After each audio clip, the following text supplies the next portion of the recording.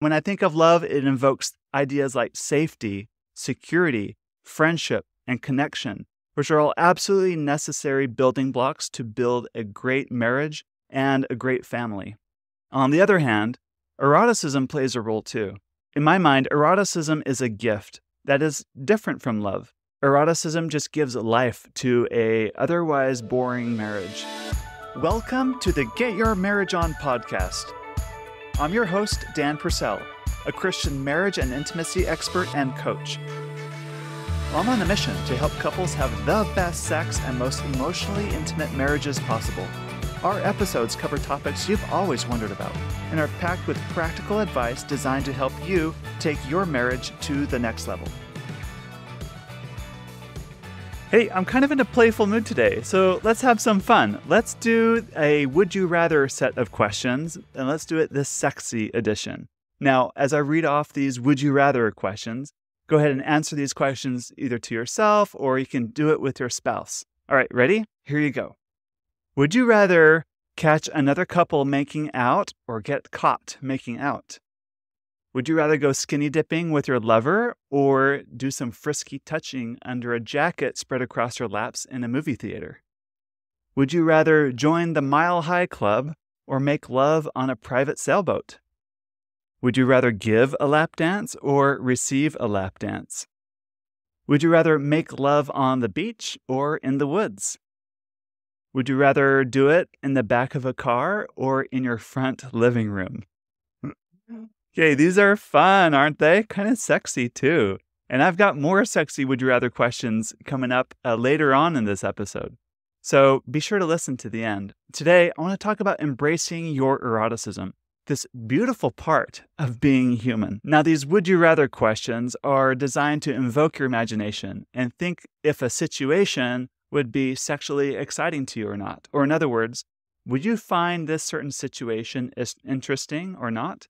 Because that defines your eroticism. Now, your eroticism is going to be unique to you, just as your fingerprints are unique to you.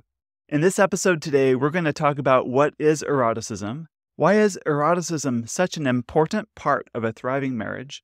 Why are most people afraid of it? How do you figure out what your eroticism is? How do you figure out what gets you going? And how do you cultivate more of this goodness in your life? We're less than 50 days away for our upcoming couples retreat in St. George, Utah. This is going to be a fantastic romantic experience for you and your spouse to enjoy some downtime together, enjoy the beautiful red rocks, some sunshine, and just the beauty of southern Utah. You get to do adventures such as ATVing out in the desert or canyoneering near Zion National Park, or some other wonderful things that we have going on to make this trip a memorable, unforgettable, and wonderful time for you and your spouse to connect. There's also beautiful instruction and expert coaching involved too. You can sign up for this on our website. Go to getyourmarriageon.com and click on Couples Retreat. So sign up today because as of this recording, we only have 4 spots left. Last week, I announced a collaboration with Every Love Intimates. I'm excited about this. This is a DIY boudoir photography box. It comes complete with everything you need to make a memorable and very personal and intimate boudoir photo experience that you and your spouse can enjoy.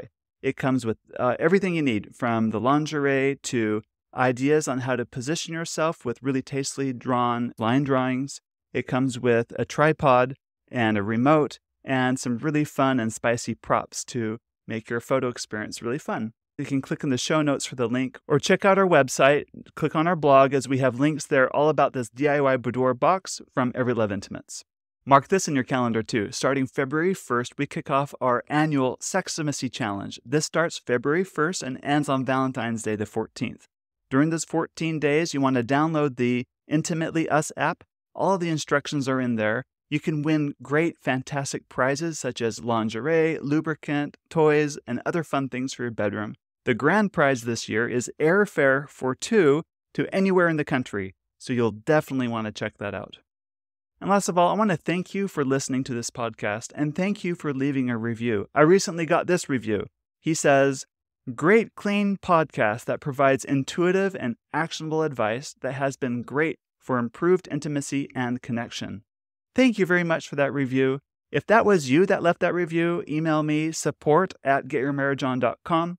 And if you write a review on Apple Podcasts for this podcast, and I read your review on the air, I will mail you a fun gift as a way of saying thank you for leaving a review and sharing this podcast with your married friends.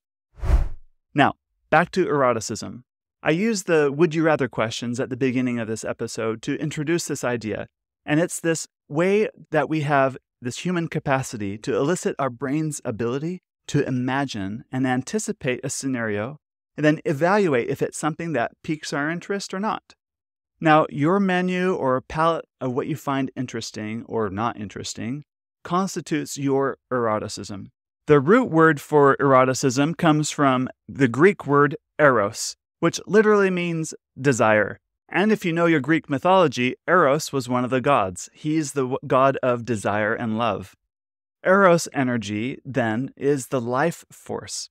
It's what breathes life into everything. It's what puts a smile on your face and a pep in your step and gives you direction and gives you desire to grow and develop who you are. And in my opinion, Eros energy has divine origins. I felt this powerfully in my life a few years ago, where I felt God's sense of creative power and also God's playful sense of humor too. We were at the San Diego Zoo, which is a world-famous zoo in San Diego, where we saw giraffes with really long necks, elephants with really long trunks, and koalas and sloths who sleep for like 20 hours a day, and a variety of thousands of species of plant life too. I couldn't help but think that the creator of the universe definitely has a lot of fun with his playful, creative, life-giving side of him. I think his role as creator is nothing mundane, and it's full of life and full of fun. And I believe this is the Eros energy we have a piece of and within us too. It's that creative instinct within us. Sometimes we can better understand a concept by looking at its opposite. The opposite of Eros in Greek mythology is Thanatos, which literally means the death instinct. So if you can think of the death instinct as that's the idea of wanting to be closed off, apart from people, I envision sitting in a corner with a blanket over my head and just wanting to be closed up with my arms crossed against my chest. That to me is what Thanatos energy feels like. So if that's Thanatos energy, Eros would be the opposite. It's expansive. It wants to make me curious. It wants to invite me to step forward into a new creature, a new me. The last thing about eroticism, generally speaking, is it's really uniquely human. No other animal has this capacity to make meaning and find joy in creativity like humans do. And this is especially true for us humans when we're talking about the sexual realm. When we talk about sexual eroticism, which is what I'm really talking about today, I'm talking about erotic fantasy. What I mean by that is these are cues, these are ideas, imagery in our heads or whatever that gives us sexual interest. And this is what moves us towards passion and desire and that creative instinct within us. Eroticism is critical to a long-term marriage. I believe monogamy is the rule, and it's the wisest standard we should all follow. And husbands and wives should love each other and treat each other as equal partners. And we want our marriages to be filled with love. And when I think of love, it invokes ideas like safety, security, friendship, and connection, which are all absolutely necessary building blocks to build a great marriage and a great family. On the other hand, eroticism plays a role too. In my mind, eroticism is a gift that is different from love. It serves as a counterbalance that keeps a marriage from getting too stifled and too snuffed out. Eroticism just gives life to a otherwise boring marriage.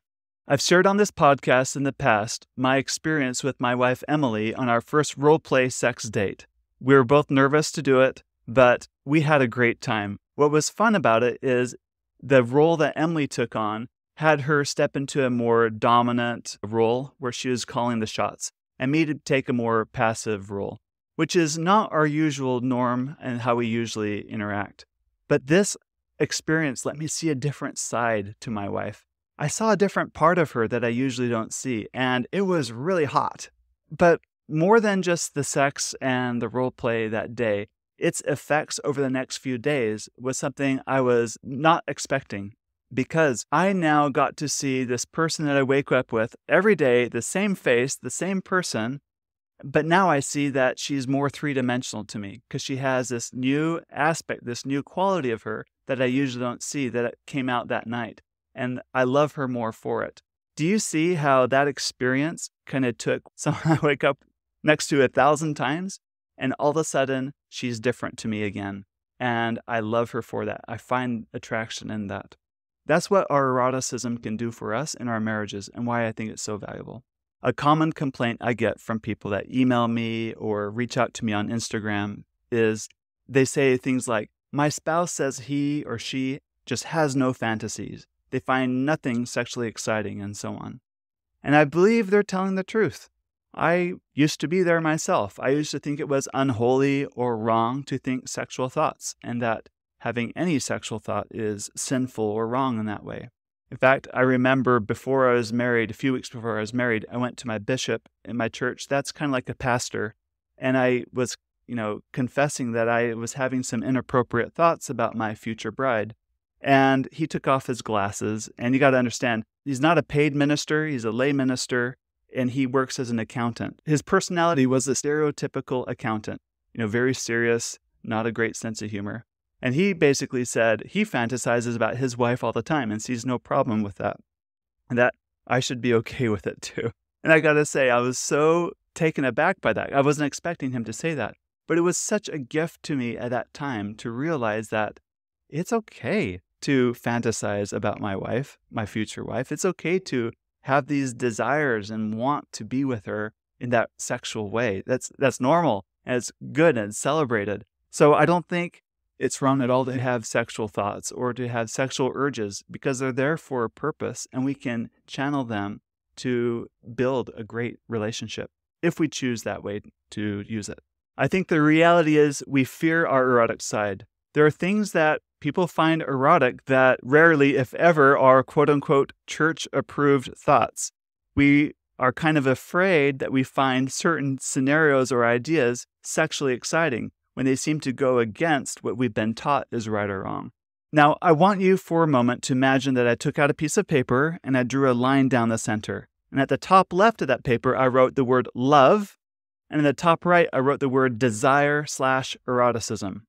So I've got this paper divided in half, love on one side, desire, eroticism on the other half. Now, I want you to describe on the left side all the qualities that constitute love. So when I say love, what comes to mind for you? I'll probably write things such as security, responsibility, familiarity, gentleness, kindness, warmth, comfort. Those are kinds of things that I'll write down there. Now, when I say erotic or desire, what words come to mind for you on that side of the paper? I would probably write things like passion, pursuit, adventure, mystery, uncertainty, naughtiness. And as you look at these two lists, sometimes things on one side kind of counteract the things on the other side. It's as if eroticism is a counterbalance to love and long-term relationships. And I believe you need both if you want a thriving marriage long-term. But it kind of puts people in this paradox because sometimes the very things on the right side of the page are the opposite of the things on the left side of the page. Dr. Esther Perel, she's a sex educator and therapist. She says it this way. Now, in this paradox between love and desire, what seems to be so puzzling is that the very ingredients that nurture love, such as mutuality, reciprocity, protection, worry, responsibility for the other, are sometimes the very ingredients that stifle desire. It's because desire comes with a host of feelings that are not always such favorites of love, such as jealousy, possessiveness, aggression, power, dominance, naughtiness, and mischief. Basically, most of us will get turned on at night by the very things that we will demonstrate against during the day. The erotic mind is not very politically correct, she says. She goes on to say, if everybody was fantasizing on a bed of roses, we wouldn't be having such interesting talks about this, which I think is really true, right? So we can deal with this paradox of love versus desire in an immature way and a mature way. When we take it as an immature way, and by that I mean like putting on your child brain, We will either stifle our erotic thoughts or desires, that stuff them down, say they're bad or evil, gross, or we'll indulge and pander to them. To me, a metaphor that works is using food. If you were told brownies, which by the way is my favorite dessert, is evil and wrong, you'll either think somehow you're broken or evil or wrong for wanting brownies, which isn't a healthy thought, or you'll do the opposite, which is rebel and indulge in all the brownies you can eat, which is also very not healthy. So we want balance and moderation, and we need moral anchors in place to guide us in this paradox. I think a more mature or adult brain path to think about it is, how can we integrate our eroticism into our nature? And I think to do that, we need good moral anchors and give us some room to grow and to thrive. A good metaphor for me here is like a kite. We want a kite to fly high, and we need to give it adequate string to do that, but we also need a firm anchor on the ground so that the kite doesn't just float away. If you cut the string, which in this metaphor is like getting rid of our moral anchors, the kite will crash. But if you keep it too tight, right, you don't give it enough string at all, the kite just can't take off or soar. I found this question online preparing for this podcast episode. This person writes, as a Christian, when I think of others wearing little to no clothes, it makes me want to do the same thing. I think it would be pleasurable and exciting. However, I feel it's wrong. How do I get rid of these desires? Which is a very legitimate question. A lot of people wonder, I have these desires, they're erotic desires, but they kind of go against what I know is right or wrong. How do I know if it's okay to have these things? I think a better way to think of it, other than how do I get rid of these desires, is appreciating that you find certain things erotic and exciting. So can you learn how to integrate that theme or that idea and anchor it morally? And can you use this as a form to build a stronger relationship? I like Jesus' teaching on the Sermon on the Mount, where he teaches you can tell the tree by its fruits, because a good tree will bring forth good fruit. So you can look at the fruit of your eroticism when in the right context and see if that brings more goodness, more joy, and connection in your life. And that's a great way to know how to integrate your eroticism into your life. Now, just one caveat. If this thought, such as in this example, this person thinking about, public nudity or whatever their concern is, if this thought is intrusive or if it's undesirable, or if it's one that persists and seems to almost take over in an obsessive way, you might want to get help because it's interfering with your regular functioning or your ability to have a regular relationship, a normal relationship. So you might want to talk to a therapist or coach to help you if that's your case. All right. Now, let's talk about what most people find erotic. Common erotic themes involve romance, they involve the forbidden, and they involve uncertainty. Think of your favorite romance story. There's going to have some elements in there of some forbidden love, or there's uncertainty involved. If you take Disney's Beauty and the Beast, for example, for Belle, this beautiful woman, to love this ugly beast, right? There's some forbiddenness in there. There's definitely a lot of uncertainty. There's definitely romance. So those are ingredients that a lot of us can play off of when we find what we find erotic ourselves. Let me illustrate this in the form of a story that a man told me. He was at a work conference about 45 minutes away from home, and it was an all-day thing. He wasn't going to get back till really, really late. Anyway, around lunchtime, halfway through the day, he texts his wife, and this is what he says. Hey, I heard your husband's out of town. And she wrote back saying, yes, he is. Wink, wink, wink. So he writes back saying, I'd love to see you while your husband's gone. I keep thinking of you. And she writes back saying, very interesting. Well, maybe I'll leave the back door unlocked and you might or may not be able to see me if I'm still awake. And he rushed home later that night, parked in the garage, and went tiptoed around the back of the house to the back door. And lo and behold, it was unlocked, came in, and there his wife was, undressed and ready for him. What's fun is they're playing. This is playful, right? They're pretending to have an affair with each other. It's the forbidden. We're not supposed to be doing this right now. It's so fun and engaging. And I got to tell you, that breathes new life into their marriage because they can play with certain themes that they both find exciting that play off of each other, that kind of keeps that eros energy alive in the relationship. How do you find your own eroticism? What if you want to cultivate more of it in your life? The first step is to discover what you do find interesting. Too many times, what we want is already inside of us. We just stifle that voice for so long that we don't hear it anymore. So here's an assignment for you. Get out a piece of paper, get settled, find a quiet place in your home, and take a few deep breaths to calm yourself down. And what I want you to do is set the timer for 10 minutes. At the top of the paper, you're going to write what my sexuality wants with no filter. And with the timer going, start writing and don't lift your pen. Give your sexuality a voice. Just write it all out without a filter. You might be a little stuck on this if you've stifled your own sexual voice for so long. You might begin by saying, I don't know what my sexuality wants, and that's the honest truth.